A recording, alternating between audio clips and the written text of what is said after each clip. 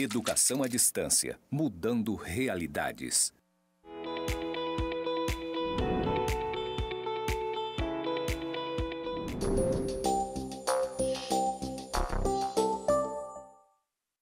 Olá pessoal, tudo bem?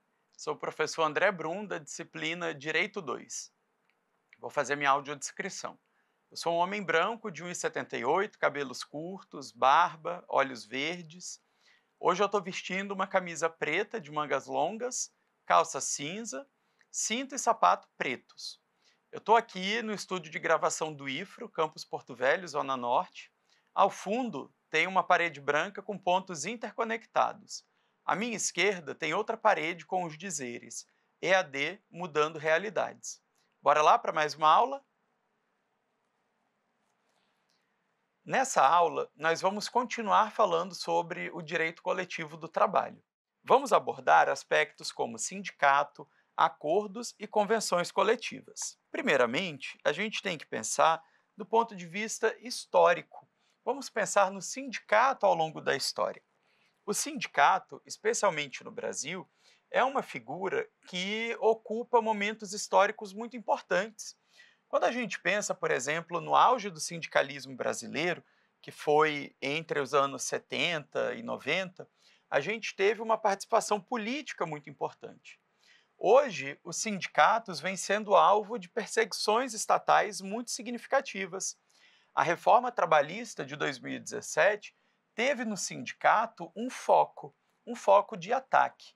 Então, especialmente a partir dessa reforma trabalhista, a gente tem um sindicato muito mais enfraquecido, um sindicato com muito mais problemas, especialmente financeiro. É claro que tudo isso vem também de um histórico em que muitos sindicatos existiam simplesmente para cumprimento de tabela, que existiam simplesmente para arrecadar dinheiro. E aí, esse é um dos argumentos que a lei utiliza para, por exemplo, acabar com a contribuição compulsória para esse sindicato. Um debate importante que nós temos que fazer é sobre o sindicalismo político. Nós sabemos que a participação do sindicato, por exemplo, no movimento pela democracia no Brasil, é uma participação muito importante. Talvez os sindicatos sejam os grandes responsáveis pela atual democracia brasileira, ou pelo menos por aquela luta ocorrida, principalmente ali no começo dos anos 80. Hoje, a gente tem um sindicato que cada vez mais é relegado ao seu campo de atuação estritamente trabalhista. Por exemplo, nós não temos admitido na jurisprudência nacional as greves políticas, as greves que venham com o objetivo de discutir questões sociais que extrapolem o limite trabalhista. Ou seja, eu não poderia, por exemplo, ter uma greve que viesse para discutir o meio ambiente, a menos que fosse o meio ambiente de trabalho. Eu não poderia ter uma greve para discutir uma tributação, desde que não fosse uma tributação diretamente ligada ao trabalho. Então, hoje, o sindicato ele não tem tido muita participação na esfera política brasileira. Ou melhor, ele tem, na lei, um papel de significado inferior na esfera política. No Brasil, a nossa estrutura sindical é formada por 3 entidades. A entidade de base é o sindicato. Acima dela, nós temos as federações e acima das federações a gente tem as confederações. É importante que a gente compreenda que as centrais sindicais, apesar de terem esse nome, não têm uma representação direta. Elas não são consideradas como uma entidade que faz parte do sistema sindical. Elas não têm a representatividade que o sindicato tem. O sindicato pode falar pelo trabalhador, a federação também, assim como a confederação. As centrais sindicais não. O maior exemplo delas é a CUT, a Central Única dos Trabalhadores. Então, aqui a gente tem apenas uma instituição de pressão política. A gente não vai ter, por exemplo, dissídios coletivos ajuizados pela CUT. justamente porque ela não tem essa representatividade das categorias. Bom, ainda pensando no sindicato, a gente tem que entender que o sindicato só existe oficialmente a partir do seu registro. E ele vai ter a sua atuação limitada a uma determinada base territorial. Essa base territorial pode ser municipal, estadual e até mesmo nacional, mas jamais menor do que um município. Também é importante que a gente compreenda que nunca haverá mais de um sindicato por categoria. Já sabemos que a categoria é definida por lei, então cada trabalhador vai ser enquadrado em uma categoria com base no que prevê a lei e nunca teremos mais do que um sindicato por categoria. Isso, consequentemente, impede que o trabalhador escolha o sindicato do qual gostaria de participar. Ele é obrigado a participar daquele mesmo sindicato, ou a não participar de nenhum. Também é importante que a gente compreenda que é o registro no Ministério do Trabalho que vai garantir a esse sindicato a sua legitimidade, a sua representatividade daquela categoria. É a partir desse momento que um sindicato pode falar por meio de todos os trabalhadores. Algumas atribuições dos sindicatos. Primeiro, representar os trabalhadores em negociações coletivas. Também pode dar assistência em rescisões, especialmente quando ela for obrigatória. Também cabe ao sindicato fiscalizar o cumprimento das normas coletivas, até porque ele é autor dessas normas. E ele pode fazer também a defesa judicial e extrajudicial de toda a sua categoria. O acordo coletivo de trabalho, nós sabemos que é um dos instrumentos mais importantes do direito coletivo e é, consequentemente, uma das fontes mais importantes para o direito individual do trabalho. Esse acordo é firmado diretamente pela empresa e o sindicato dos trabalhadores. Aqui eu quero que vocês entendam. Toda negociação coletiva sempre terá a presença do sindicato dos trabalhadores, mas nem sempre teremos o outro sindicato, o sindicato patronal. No caso do acordo coletivo de trabalho, somente o sindicato dos trabalhadores participa e faz a negociação diretamente com o empregador. Consequentemente, ele é aplicável apenas à empresa que participou especificamente da elaboração daquele acordo coletivo de trabalho. Nesse sentido, nós temos limites e regramentos que são dados pela CLT, especialmente pelo artigo 611. Já a Convenção Coletiva de Trabalho, a CCT, é firmada por dois sindicatos, um sindicato que representa os empregados e outro sindicato que representa os empregadores. Por consequência, a gente aplica a toda a categoria de uma determinada base territorial. Notem que o acordo coletivo de trabalho somente se aplica a uma empresa específica. A convenção coletiva vai ser aplicável a toda categoria, ou seja, todas as empresas que estiverem naquela base territorial estarão atingidas e obrigadas por essa convenção coletiva de trabalho. Mais uma vez, evidentemente, a convenção coletiva de trabalho tem limites estabelecidos pela lei, especialmente pelo artigo 611 da CLT. Aqui nós temos um quadro resumindo o conceito de acordo e convenção coletiva de trabalho. Notem que, de acordo com as partes, eu vou ter um alcance diferente. Enquanto no acordo coletivo de trabalho eu tenho a presença de empresa e sindicato, na convenção coletiva de trabalho eu tenho dois sindicatos, um representando os empregadores e outro representando os empregados. Consequentemente, o acordo coletivo de trabalho é aplicável somente no âmbito daquela empresa específica que participou da sua celebração. Já a convenção coletiva de trabalho é aplicável a toda a categoria. todas as empresas daquela categoria, naquela base territorial, serão obrigadas a cumprir essa convenção coletiva. Olha só, nós falávamos que existem limites legais sobre a celebração de acordos e convenções coletivas. Vamos dar uma lida, então, no artigo 611-A da CLT. A convenção coletiva e o acordo coletivo de trabalho têm prevalência sobre a lei.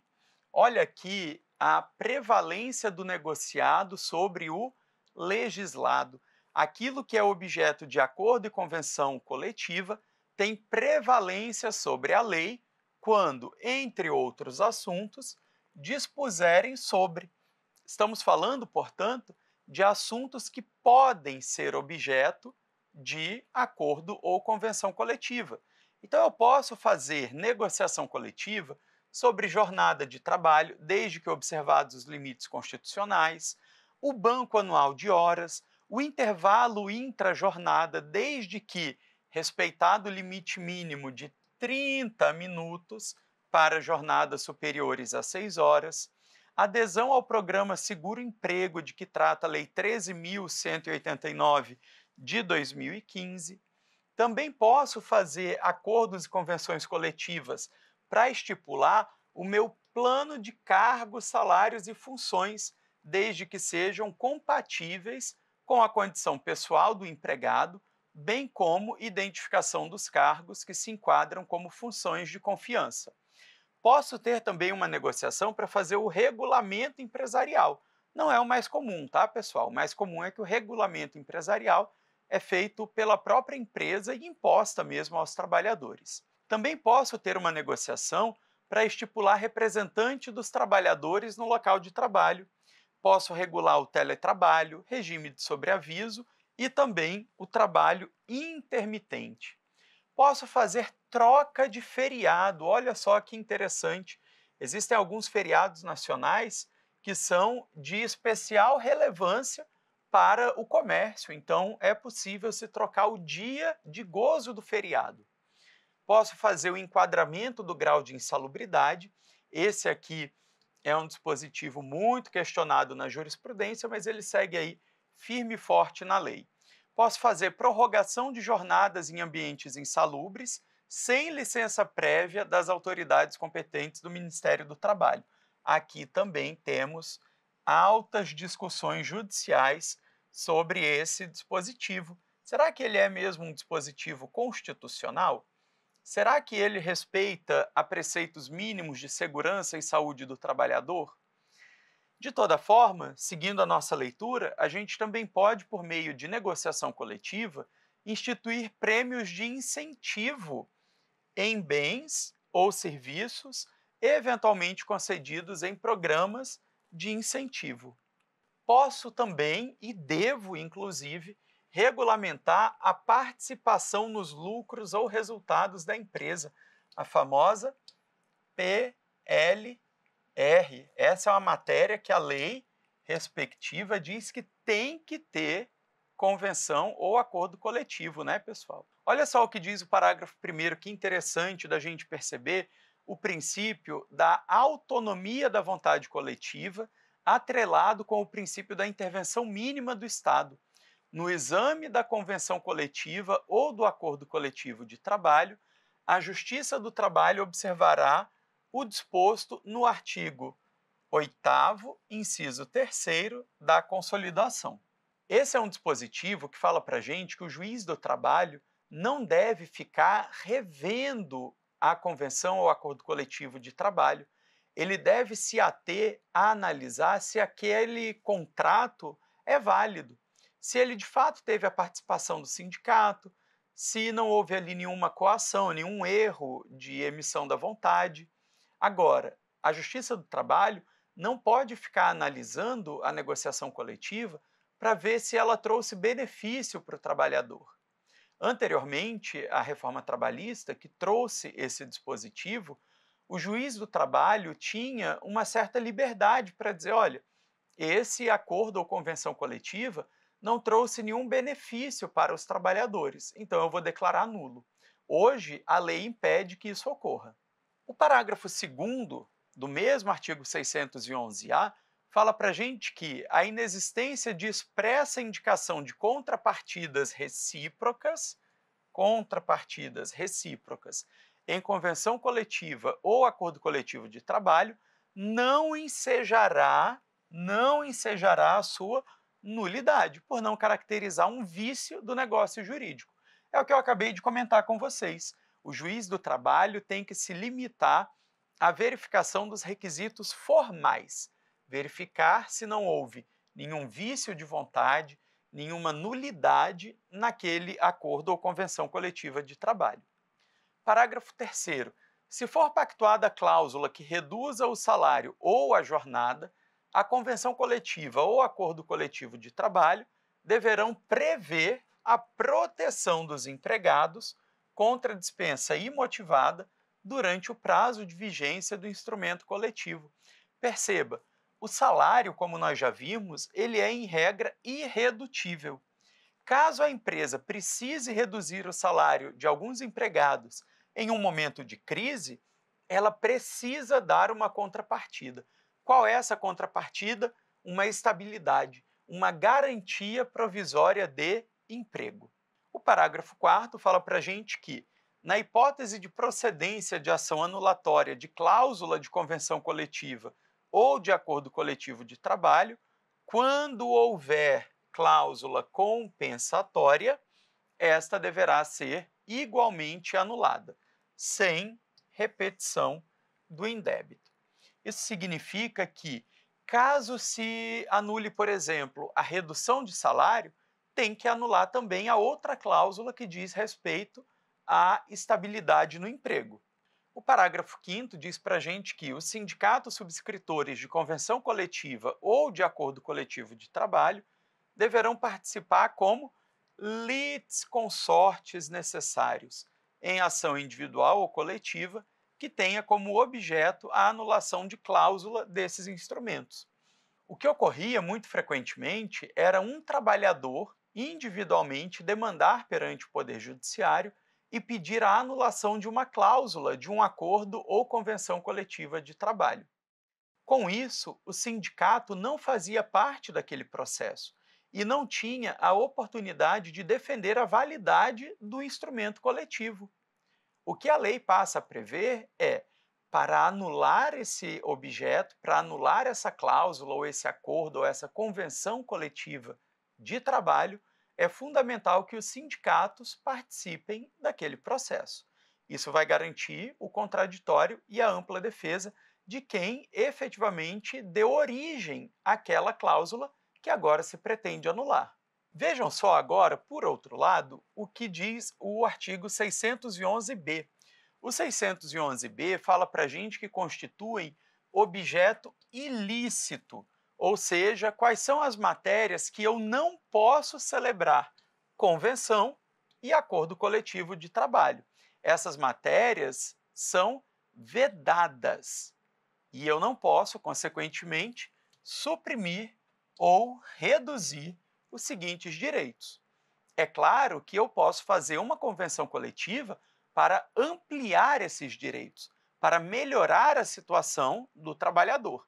O que eu não posso é usar uma convenção coletiva para suprimir ou reduzir normas de identificação profissional, inclusive as regras que dizem respeito às anotações na CTPS, o seguro-desemprego em caso de desemprego involuntário, o valor dos depósitos mensais no FGTS. Não posso discutir salário mínimo, não posso reduzir o que é considerado salário mínimo. Também não posso reduzir o valor nominal do 13º, a remuneração do trabalho noturno superior à do diurno.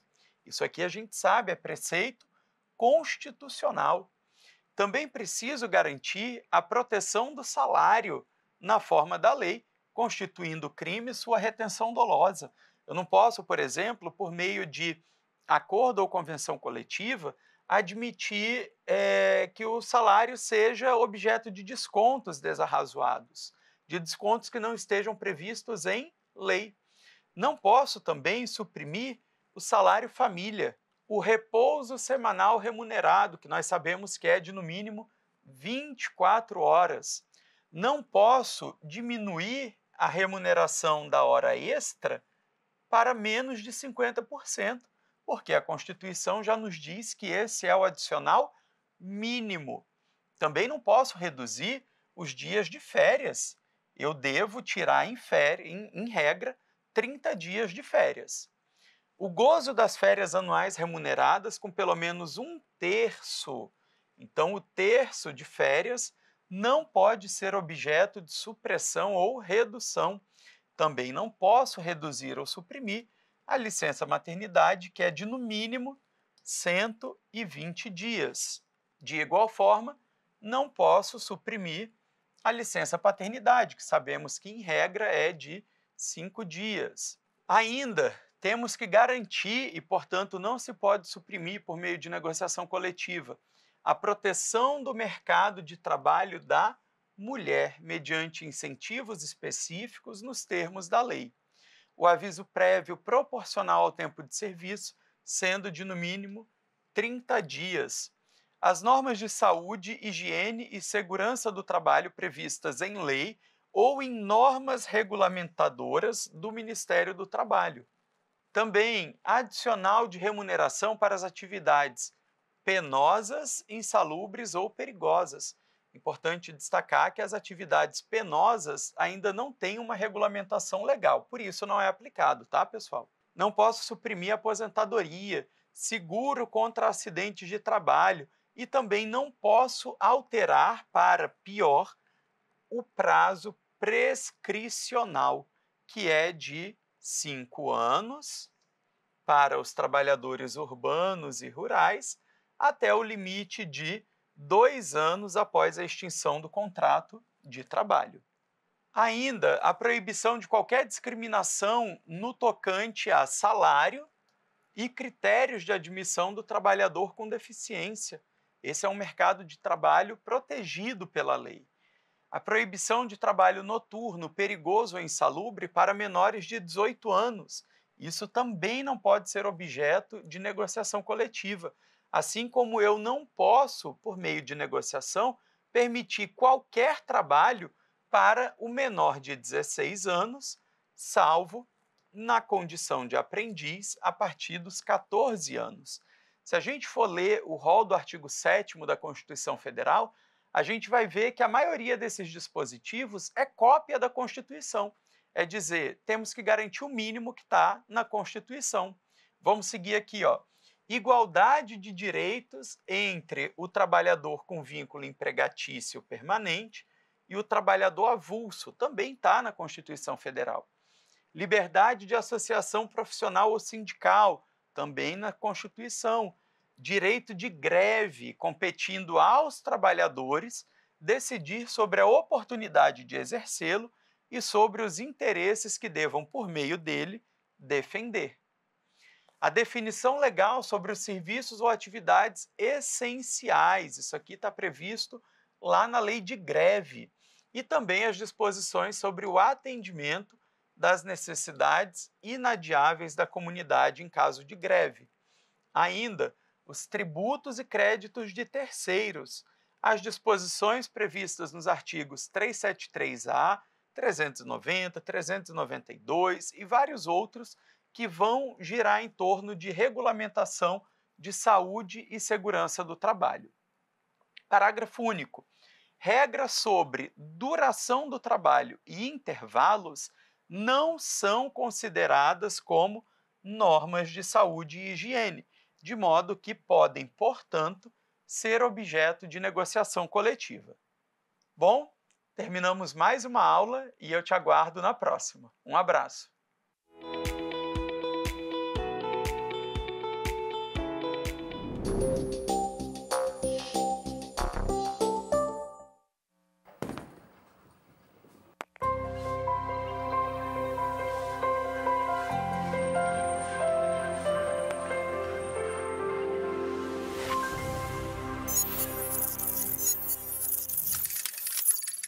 Educação à distância, mudando realidades.